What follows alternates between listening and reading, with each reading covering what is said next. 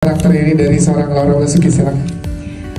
Wah, aku nggak berhenti bersyukur sih bisa dipercaya memerankan Renata ini. Padahal aku sama Mbak Upi sebelumnya nggak pernah kenal, nggak pernah ketemu, papasan gitu pun nggak pernah. Jadi aku cukup kaget ketika dihubungin Pak Parwes bahwa aku akan diajak bermain di skrip Mbak Upi yang benar-benar aku ngefans dari lama.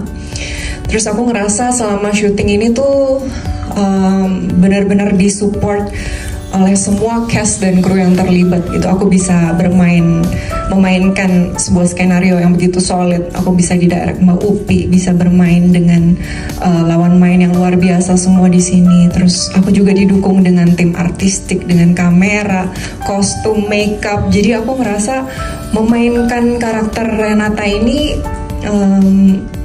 yang terlihatnya cukup gelap, rumit, tapi ketika dijalani syuting tuh aku ngerasa benar-benar disupport semua elemen gitu. Yes, ngobrol dengan jajaran cast lainnya seperti Arebayu, Asmara, Cantik dan teman-teman yang lainnya, seperti apa intensitasnya? Intensitasnya kita sempat reading beberapa kali dengan Mbak Upi juga, ngobrolin tentang karakternya, tentang backgroundnya, kenapa sampai Renata bisa seperti ini. Kemudian aku dengan Aryo Bayu udah pernah kerja sama sebelumnya, jadi kita di sini lebih nggak terlalu memakan banyak waktu untuk pengenalan lagi gitu, jadi lebih cepat proses chemistry-nya. Sama Asmara Abigail juga baru pertama kali kerja bareng, tapi rasanya kayak udah kenal lama gitu. Kita bisa ngobrol panjang lebar. Sama Cantik juga bisa langsung klik gitu di hari pertama reading. Jadi aku rasa nggak ada masalah yang berarti sih. Yes, Laura Basuki, tepuk tangan untuk Laura Basuki. Ini gimana seorang Aryo Bayu mengalami karakternya, silakan. Jujur cukup. Iya, mungkin bisa diawali waktu pertama kali saya sama Upi juga sepakat untuk bekerja bareng di film ini. Dan waktu itu di saat saya membaca naskahnya dan membaca karakter dan latar belakangnya Edwin itu sangat sensitif memang. Ada beberapa obrolan dan ada beberapa konsep yang memang harus dikedepankan. Karena tadi Upi juga udah menyentil ya isu-isu penting bahwa ada tabu sosial yang memang harus diangkat. Ya. Jadi Edwin itu sebenarnya juga simbol dari manifestasi dogma yang mungkin bisa dikatakan tidak benar. Mungkin Edwin juga punya latar belakang di mana dia dididik oleh orang tuanya bahwa sebagai laki-laki itu memang sebagai kepala rumah tangga itu nggak apa-apa kalau memang kita itu melakukan KDRT misalnya. Jadi ini kembali lagi ya, waktu itu juga sering ngobrol sama Laura juga ya, gila ya Lau, ini isunya kacau banget ya.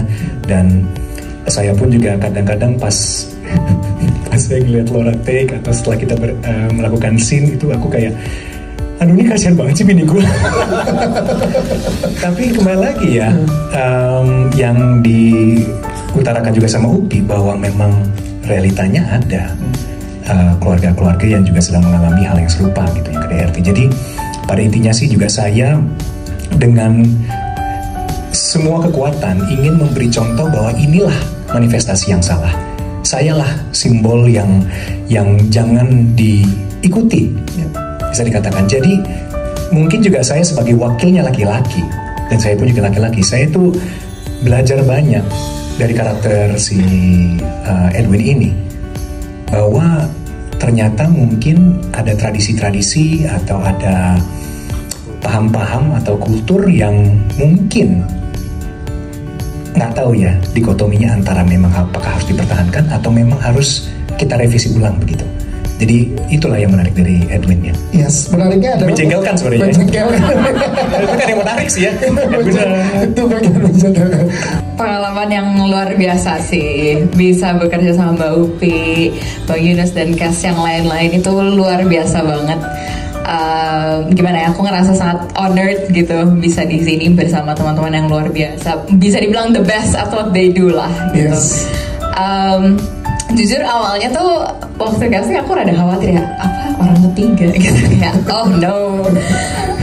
Cuman yang buat aku tuh ngerasa terpukau banget itu bagaimana di skripnya itu pelan-pelan terbuka dan apa ya, seolah-olah memprovokasi kita untuk berpikir berulang kali gitu, tentang masing-masing karakter dan tentang kehidupan mereka semua ini, kehidupan Edwin, Renata, Asmara dan orang tuanya dan segala macam. Itu membuat aku benar-benar wah, ini this is amazing gitu. Indah banget rasanya, prosesnya juga luar biasa. Aku ngerasa aman dan nyaman banget berada di tangan Mbak Upi dan teman-teman yang luar biasa sekali. Yes, untuk Sarah Cantik karakter kamu tantangannya seperti apa? Tantangannya apa Mbak Upi? Rasanya sangat salah rasanya. Rasanya salah. Iya. Kebetulan mungkin pengalaman pribadi sih belum ada ya karakter seperti ini. Biasanya kita kalau mungkin bermain itu kan kita cari ya, apakah aku pernah merasakan hal-hal seperti ini atau mungkin teman-teman gitu. Mungkin karakter Anna nih sehari-hari kita lihat tuh gampang banget dijudge ya. Kayaknya kita sebagai penonton tuh apalagi ini kan fenomena sekali ya di Indonesia gitu. Oh ini nih si ini nih gitu. Bagaimana aku memposisikan aku nggak sebagai judge, tapi sebagai si orang itu aja sih gitu. Sangat menarik. Tentunya kan ada sebuah proses gitu. Aku pernah kerja sama Upi dulu di Red Copet sama Pak Parwes juga. Jadi terus ya aku udah cukup kenal Upi sampai akhirnya ditawarin untuk main film ini. Jadi apa? Jadi pendeta. Oke, pernah jadi kiai, sekarang jadi pendeta. Oke, banget. Ya, tapi waktu itu sebelum baca skenario itu belum kebayang pendetanya seperti apa. Begitu baca skenarionya itu benar-benar nggak ada jeda, nggak stop dari awal sampai akhir. Biasanya kan kadang-kadang duduk sambil minum sama ini benar-benar sampai habis. Langsung mikir, ini luar biasa banget sih ceritanya. Habis ini gue ditimpukin kayaknya. Curhat sama Asmara. Ini boleh ceritakan seorang Asmara Bigil berperan sebagai Asmara. Tadi di kanan saya sempat ada bisikan atau ada ngobrol nggak? Ini sebenarnya ada nggak sih ini orangnya nih? Apakah ini cuma jadi ada satu yang penonton kan pasti beda-beda nangkep ada seorang Asmara Bigil memandang karakter Asmara ini seperti apa? Silakan.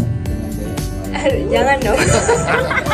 Pokoknya waktu pertama kali dapat kesempatan screen test, diundang dan tahu kalau misalnya nama karakter Asmara itu juga udah terpanggil, dan dari baca beberapa site yang dikirim untuk bahan screen test, yang ada di kepala aku itu adalah karakter ini diem aja tuh berisik. Jadi itu yang aku usahakan untuk aku hadirkan, karena kayaknya Asmara memang berisik banget dari cara dia gerak, dari bentuk rambutnya, dari cara dia berpakaian gitu. Jadi mau dia nggak ngomong juga kayaknya berisik banget gitu. Terus intensitas ngobrol sama Laura sejauh mana untuk tadi yang dapat banget nih ke kitanya? Sebetulnya seru banget treatment kita waktu workshop, karena sebenarnya kita reading tuh mungkin 3 kali, nggak terlalu banyak. Jadi aku merasa skrip ini juga tipe skrip yang harus fresh di set itu. Yang hadir di set benar-benar begitu Mbak Upi bilang action, ya that's where the magic happens gitu. Jadi kayak bukan sesuatu yang bisa kita workshop atau sesuatu yang bisa kita lakukan sering-sering latihan blocking. Tentu blocking dengan teknik kamera yang cukup sulit menurut aku. Kita sebagai pemain harus janjian dengan Bang Yunus, tapi tetap harus sangat terasa kalau itu fresh gitu. Oke, tepuk tangan dong untuk Asmara. Thank you Asmara. Kita